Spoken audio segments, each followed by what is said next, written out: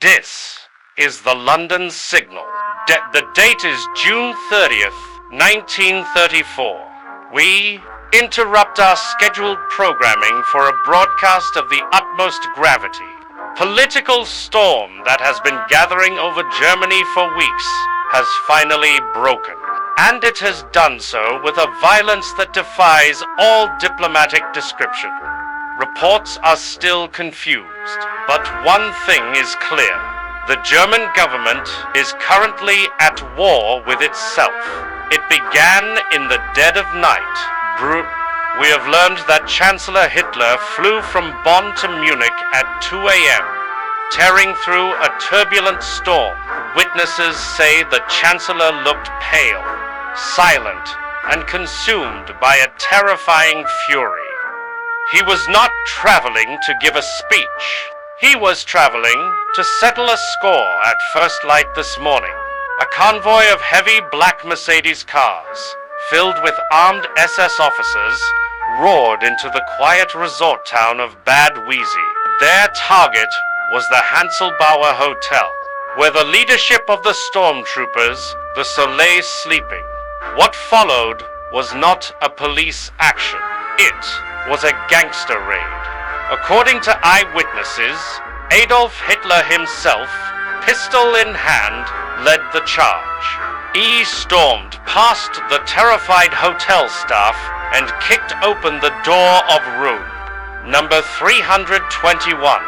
Inside lay Ernst Röhm, the chief of staff of the SA, the man who built the Nazi movement, the man who stood by Hitler's side for 15 years. The Chancellor reportedly screamed at him, declaring him a traitor. Röhm, groggy with sleep and confusion, was dragged out of his bed by SS men who, just yesterday, were his subordinates. There was no warrant read, no lawyer present, only the cold steel of a Luger and the shouting of men who had decided to become murderers. Within minutes, the hotel was cleared. The leaders of the brown-shirtsmen who thought they were the kings of the new Germany were thrown into the back of trucks, heading towards Stadelheim prison. This is a defining moment. The Chancellor has stripped away the mask of the statesman. Today, he acted as judge, jury, and executioner. Best second revolution has been stopped, not with laws, but with a dawn raid that would make Al Capone blush, bath. And as the sun rises over Munich, the question on everyone's lips is, if he can do this to his oldest friends, what will he do to the rest of us? Asterisk, this is the London Signal, continuing our coverage of the bloody events in Germany. If the events in Munich this morning were a gangster movie, then the events in Berlin this afternoon are a Greek tragedy.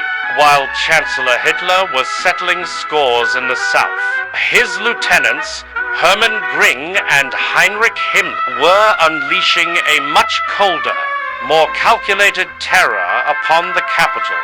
The telegraph wires are burning with a report that has shocked the diplomatic world.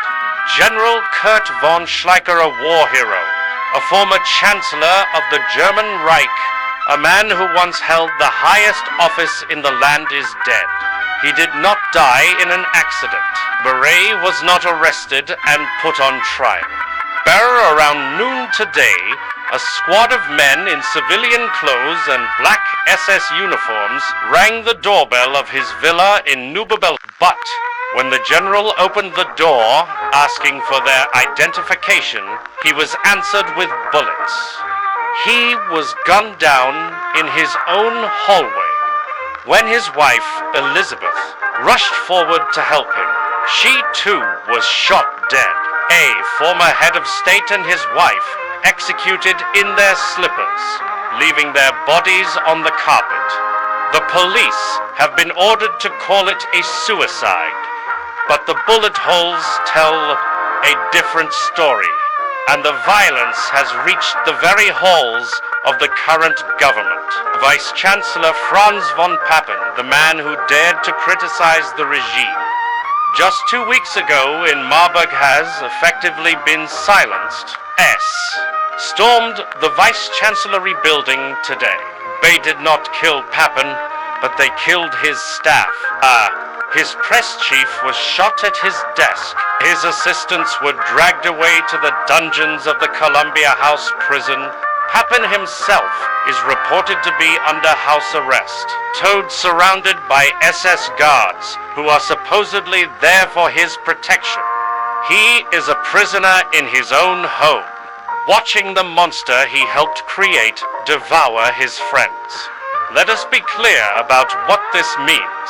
Rule of law in Germany has been suspended. There are no courts today. There is no justice. There is only a list of names, and men with guns crossing them out one by one. The brown shirts of the SA are being purged. Yes, but in their place, something far darker is rising. S. The black shirts have passed their bloody initiation tonight. Berlin is quiet, but it is the quiet of a graveyard. The long knives have done their work. This is the London signal. God help them all.